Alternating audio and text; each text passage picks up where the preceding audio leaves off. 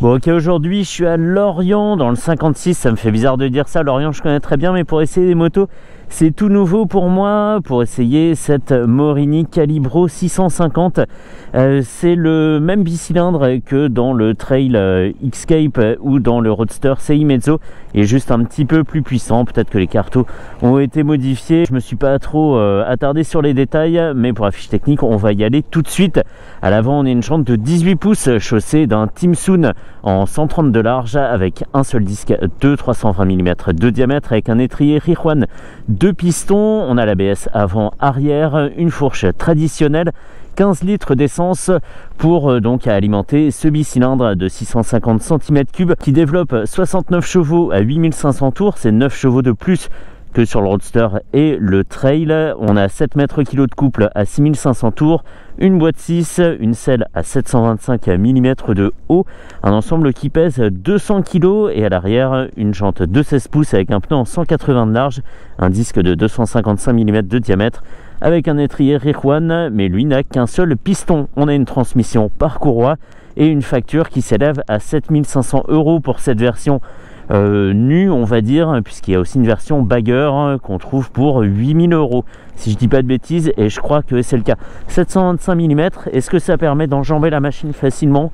Oui, je pourrais presque sauter au-dessus, mais je sais que c'est assez risqué comme manœuvre, et en plus il n'y a personne pour le voir, donc on va pas le faire. Contacteur sur le côté, hop, nickel et nickel. Les pieds pas trop en avant, dans une position presque naturelle où on arrive à trouver justement les repose-pieds quasiment tout de suite. On n'a pas la chaussure qui tâte le vide 2 ou 3 fois avant de tomber dessus, donc ça c'est pas mal. On est sur une position semi-custom, donc c'est très bien, ça déboussole pas.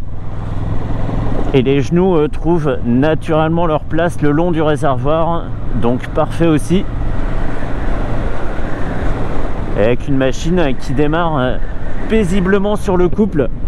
On n'a pas à donner de gaz, elle n'est pas brutale, tout se passe dans la douceur et pour l'instant ça va très bien. Bon mordant à l'avant, on peut aussi faire appel au frein arrière, et sur l'indicateur de rapport engagé je vois que je suis bien revenu en première. Et justement on a sous les yeux un compte tours dont la zone rouge commence à 10 000 tours et se finit à 12 000.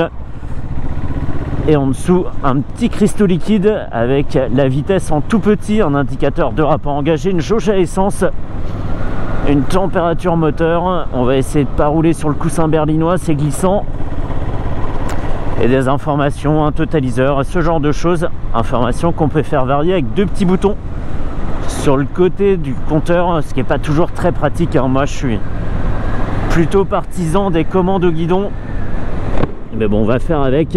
Et en parlant de guidon, la petite particularité de cette machine, c'est qu'on a un bouton de clignot à droite pour la droite, et pareil pour la gauche à gauche. Comme sur les Harley, pas forcément ce que je préfère, et surtout que contrairement au Harley, il n'y a pas de rappel automatique des clignotants.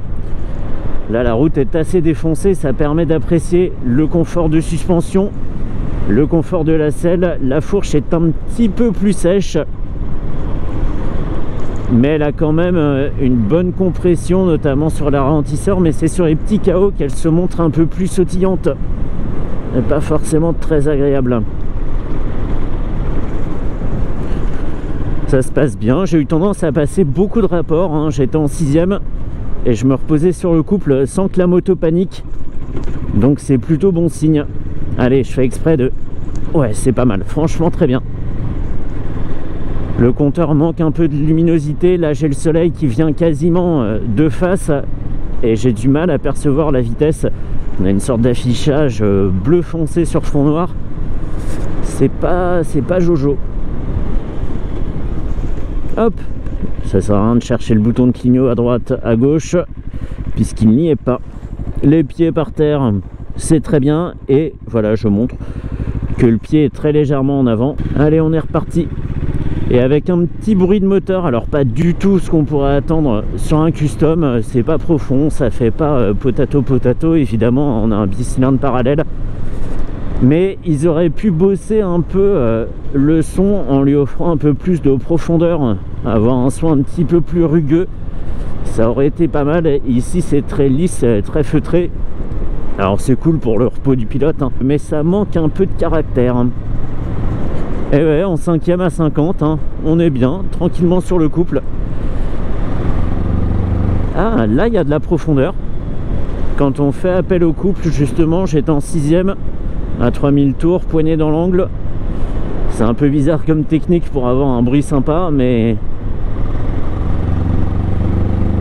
Ouais. Mais après, ça s'évanouit. Quand la puissance arrive, on a un bruit à nouveau qui devient plus sec. Enfin, le freinage est bon, hein.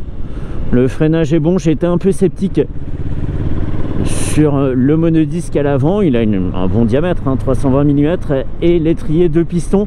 Je me disais que ça faisait un drôle de combo, mais en fait ça va très bien, très bien. Alors là il va y avoir un bon virage à gauche. J'espère que les repose-pieds ne toucheront pas par terre. De toute façon c'est pas trop le jour où pencher parce que la route est séchante, mais ça va faire quelle distance il reste. Ouais, il reste 5 bons centimètres.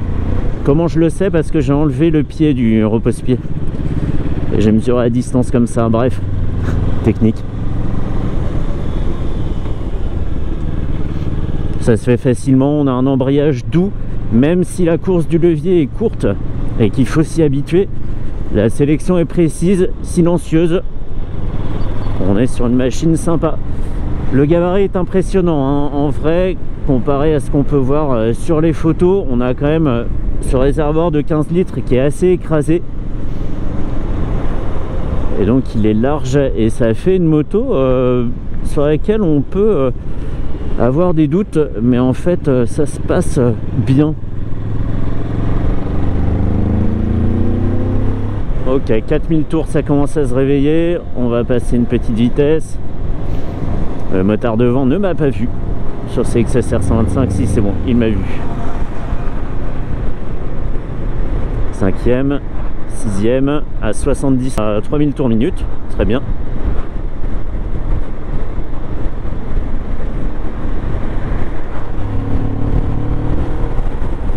Est-ce qu'elle est se coller derrière le camion? C'était une bonne idée, je suis pas sûr.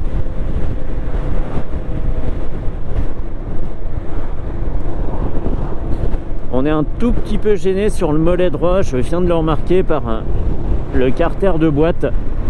C'est pas trop relou, mais ça se sent quand même. Allez.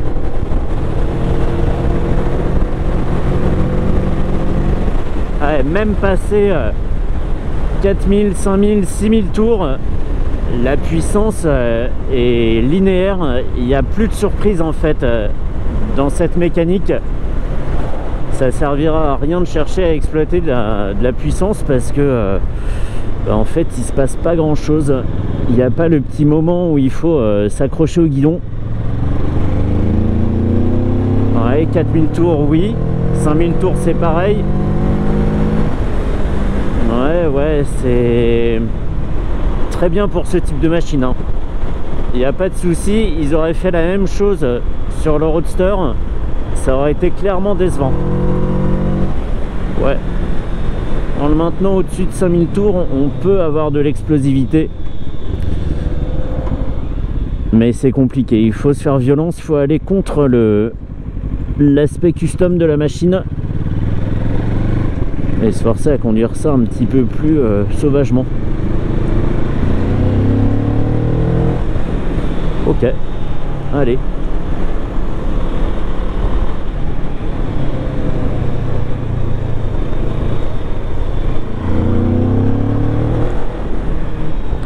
Ouais, ça reste quand même très bien, hein. Ça tranche efficacement entre 0 et 3000 tours comparé à ce qui se passe à partir de 4000 tours. C'est sympa, mais il faut être presque 2 rapports en dessous, quoi. Il faut rester en 3e, 4e pour avoir quelque chose de péchu, même si c'est absolument pas son but, hein, je suis d'accord. Mais sur un custom moderne, qu'on pourrait presque appeler un power cruiser, c'est sympa de pouvoir exploser de temps en temps. au sens littéral, hein. Si t'exploses, t'es mort, c'est pas très intéressant, c'est sûr. Ou on va passer un gros passage à niveau là, tout en tôle. Si je me bûche pas, c'est pas mal. Et puis après, ça en sera fini de la Calibro 650. Je vais aller rendre sa moto à Stéphane chez Motodiffusion. Oui, ça passe, ça passe. Fais pas le fou et c'est bon. Parfait. Et nous voilà de retour à Lorient. Très bien. En gros, cette Calibro 650, c'est une moto impressionnante quand on est à côté. Quand on monte dessus, ça va un peu mieux. Le réservoir est quand même balèze. Et ensuite, quand on la conduit, ça se passe beaucoup mieux. On a une machine facile à prendre en main qui fait presque tout le boulot, hein, grâce à son couple, mais qui manquera d'un deuxième visage plus sportif. C'est dommage parce qu'avec un pneu de 180, on aurait pu passer de la puissance au sol. Bah, ça sera du couple finalement. Mais une machine sympa qu'il faut considérer, hein, qui est plus jolie qu'une Eliminator chez Kawasaki, stylistiquement qui se tient mieux qu'une CMX 500 ou une CMX 1100. C'est une machine pas mal. Après, moins puissante, mais fun aussi. Il y a la 450 CLC chez CF Moto. Et ça peut être pas mal. Allez, je me rentre